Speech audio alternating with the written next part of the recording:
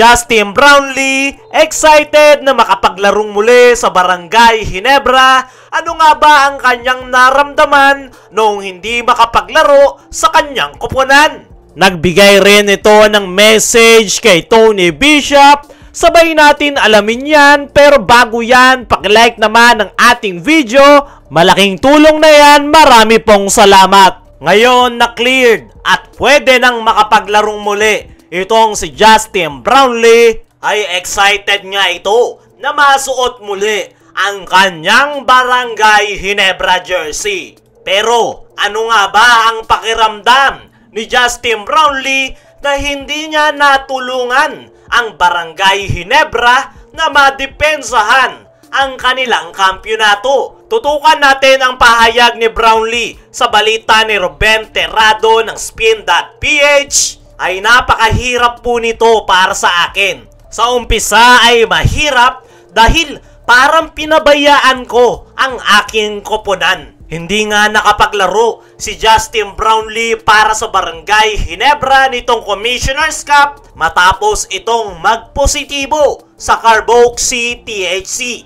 Pero kahit wala si Justin Brownlee ay decent pa rin yung naging kampanya ng Barangay Ginebra dahil nakaabot nga sila ng semifinals bago sila walisin ng San Miguel Beermen. At ayon pa rin kay Justin Brownlee sa parehong report ng Spin, ay binibigyan ko ng credit si Tony Bishop. Dumating at nag-play hard. Ibinigay nito ang kanyang best para sa team at nakaabot ng semifinals. At kahit hindi nila nakuha ang championship, ay para po sa akin ay naging maganda ang kanilang kampanya nitong conference. Ayon nga dyan mga chong, ay binigyang credits ni Justin Brownlee ang pumalit sa kanya na si Tony Bishop. Hindi naging madali ang kanilang kampanya, pero bilib pa rin si Brownlee sa ipinakita nitong si Tony Bishop. Nandoon nga yung kanyang dedication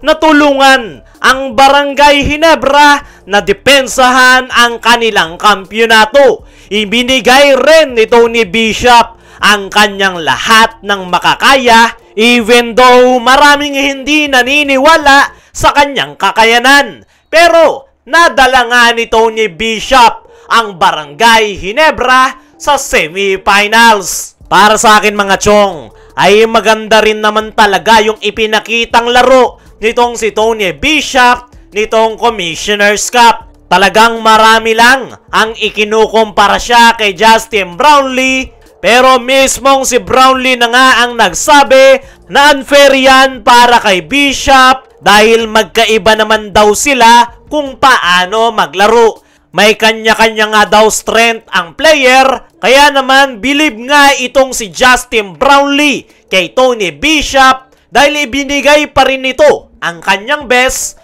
para tulungan ang Ginebra. Gusto nga daw sanang makausap ng personal ni Justin Brownlee itong si Tony Bishop para magpasalamat sa ginawa nito sa kanyang koponan. Pero hindi na nga daw sila nagpang-abot dahil nakalabas na ng bansa itong si Tony Bishop nitong nakalipas na linggo. At ngayon nga na nabigyan na ng go signal ng FIBA itong si Justin Brownlee, ay kinumpirma na nga ni Coach Tim Cone na si Justin Brownlee nang muli ang maglalaro bilang import ng Barangay Ginebra next import conference. At napakagandang balita nga niyan para sa Barangay Ginebra fans dahil si Brownlee lang talaga ang kulang sa kanilang koponan. At ayon mismo kay Justin Brownlee sa parehong balita ng Spin, ay hindi na ako makapaghintay sa moment na yan. Tumatanda na po ako at hindi na bata. Every opportunity na makapaglaro, especially sa Barangay Ginebra. Nasa edad na po ako na hindi mo alam ang po pwedeng mangyari. Gaya ng father time. Kaya every opportunity na aking makukuha ay ibibigay ko ang aking best. Ayon nga dyan mga chong, ay aminado itong si Justin Brownlee na hindi na siya bumaba pa. Nasa edad na nga siya na paretiro na yung mga players at parating na yung father time. Kaya naman sinusulit ng araw ni Justin Brownlee ang mga opportunity na kanyang natatanggap. Kaya naman excited nga ito na isuot ulit ang Barangay Ginebra jersey dahil kapag naglaro ka nga daw sa Ginebra ay hindi lang daw Ginebra ang nire-represent mo kundi ang buong Pilipinas. Para sa akin mga chong ay marami pang ibubuga itong si Justin Brownlee sa nalalabing taon niya sa paglalaro ng basketball. Mabuti na lang talaga ay 3 months lang ang kanyang naging suspension. Kaya naman may opportunity pa tayo na makita ang greatness nitong si Justin Brownlee sa Gilas, Pilipinas at Barangay Ginebra.